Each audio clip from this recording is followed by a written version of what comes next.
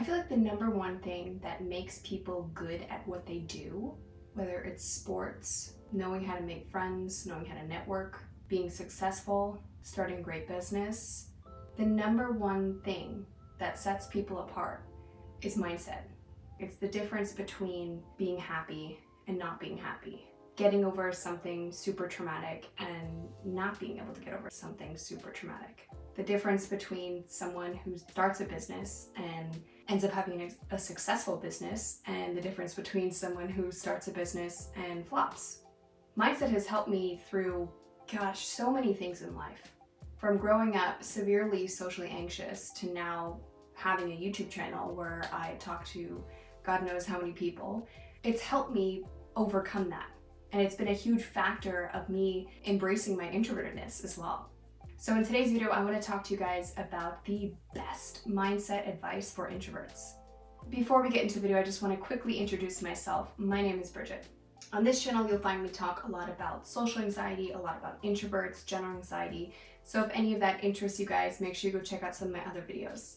Don't forget to like this video if you found it helpful or useful, comment below what you'd like to see more from me, and subscribe. Us introverts are very self-aware, very introspective. We are constantly in our heads. I'm overthinking just about anything.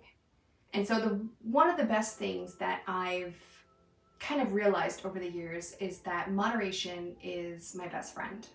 I do things over the top always. I'm always overdoing it. Overthinking, overanalyzing. Even when it comes to doing something as simple as trying to get some kind of visual representation for my YouTube banner. Like, I'll spend hours working on this stupid thing. For what? For what reason? Who's gonna care? Who's even gonna notice it? Nobody.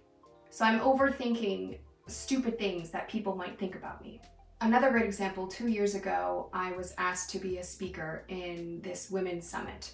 I got so analytical about trying to present this perfect presentation to these, I don't know, probably 100 women in the summit. It was like a virtual thing.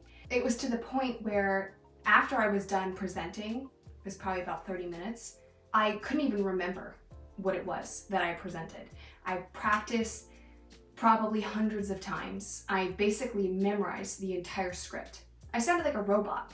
As good that it might be sometimes to really get something super straightforward for your audience and, whoever you're talking to really, when you sound that robotic and analytical, it can come across as like very intimidating and awkward, and like no one's really gonna want to hear what you have to say after that. Yes, these traits that we have, being very self-aware and introspective, are great. But if we overuse those strengths, you could see how sometimes it can lead us into not great places, like it led me during that presentation. So moderation is your best friend. Be a little bit spontaneous.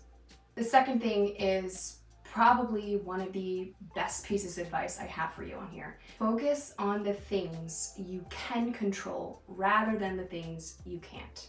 And as I mentioned, we're very in our heads. We're very overthinking, overanalyzing. Sometimes we spend way too much time and energy focusing on the things that we can't control, especially when it comes to having conversations with people or giving that perfect presentation or, doing something at work.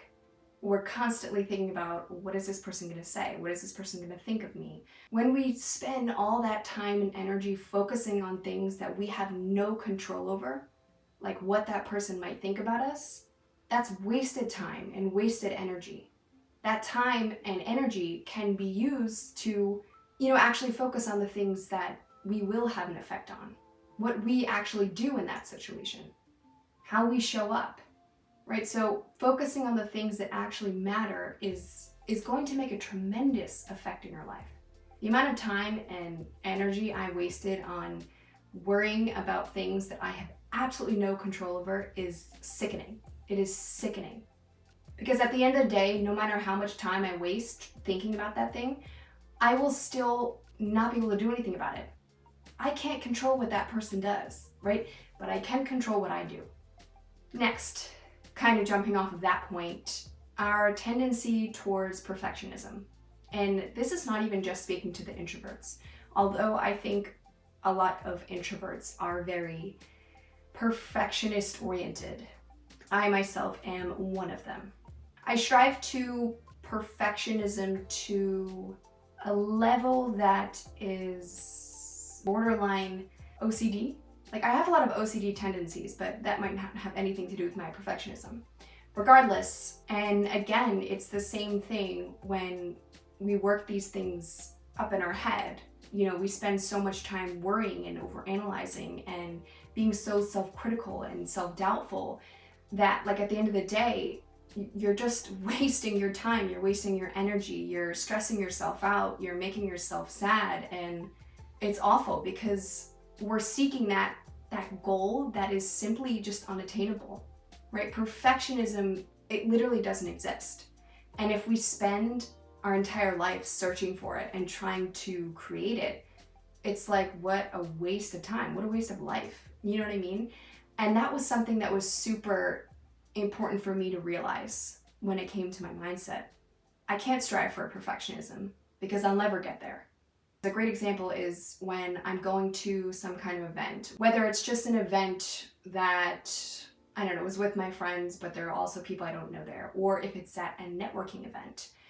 A lot of the times I get so caught up in trying to portray myself in the way that these people want me to be, right? I'm so invested in trying to be perfect, and, you know, I'm worrying about stupid things like, exactly what am I going to say that I do? How am I going to look when I talk to each individual person? What the heck am I going to wear? Does my hair look okay? When I'm like walking in there, I'm like, oh my God, I see these other people. They, you know, I look so overdressed or so underdressed, whatever. This literally happened to me a couple weeks ago. Me and my husband went to a networking event, and I immediately saw everyone and how they were dressed as I was walking up. And my husband said to me, you know, you look fine, you look great, whatever. And whatever, that doesn't make a difference, right? He's gonna say that regardless.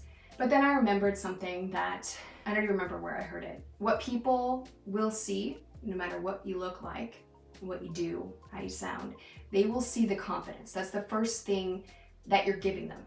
That mental pep talk that I gave myself, saying you're confident, you look fine, you're gonna, you know, impress all these people, whatever you wanna say, that is what I gave when I went there. So you'll never find perfect, but tell yourself, if you're just who you are, that's enough. And if it's not enough for some people, then they're not the right people, right? But your confidence, your energy, your vibe is what you give to that person, and it's what you're gonna get back. The next thing I want to talk about is something that I consistently talk about on this channel because, again, it was something that really, really helped me when it came to overcoming that severe social anxiety that I had. And it helps me every single day when I'm trying to be more social in this extroverted world. Get comfortable with being vulnerable. And I know that sounds like the scariest thing to us introverts. And at times it is, right? But I'm not talking about sharing all of our feelings and getting super sappy with a stranger that you just met. I'm talking about taking small risks, right? Risks that are a little bit outside of your comfort zone. So not overstretching yourself too much. Doing small things that we've never done before, right? Getting a little bit uncomfortable. Talking to people at a networking event, a party, the grocery store, literally anywhere that we normally wouldn't talk to, right? It's the little things, especially for me, that boost my confidence and allow me to take those bigger risks long term, because I know I can. I know I can be that confident person. I know I have the right mindset, but it's just a matter of doing it and showing yourself that proof. So taking those small risks and getting a little bit more vulnerable with yourself and other people, that it's going to make the difference. The last thing I want to quickly mention is something you probably hear, like with every person that talks about mindset or confidence, is our self-talk. And I see it in the way I interact with other people, how I show up at work, how I show up in my relationships, where I'm putting my time. When I'm very self-critical, I don't want to talk to anyone. it puts me in such a bad mood, and I just don't even want to see anybody. Instead of, taking a break and just like focusing on me, and I'm scrolling Instagram. Then it's sending me down an even worse spiral because I'm like in that self-comparison loop. But on the days where I'm hyping myself up, even when, I kind of feel like garbage, I hype myself up. You got this. You look great. You're confident, right? Whatever you have to do to hype yourself up. When I tell myself that I'm a piece of garbage, I'm gonna act like a piece of garbage, right? But if I tell myself I'm the best, I'm confident, I'm, great at what I do, whatever you want to tell yourself, that's what's going to be reality. So keep that in mind the next time you try to talk to yourself critically, because I've gotten into that habit of, even when I say something critical, I'm like, you know what? No, you are this instead. And that helps. So like catching yourself in the moment. So that is the best advice I have as far as mindset goes. I mean, there's so many other things, but I think these are the top 5 pieces of advice that have drastically changed the way I've lived, the way I view myself, and the way I continue to make an impact, not only in my own little world, but hopefully in others too. So thank you guys so much for watching today's video. I hope you guys found it helpful and useful as always, and I will see you next time. Bye.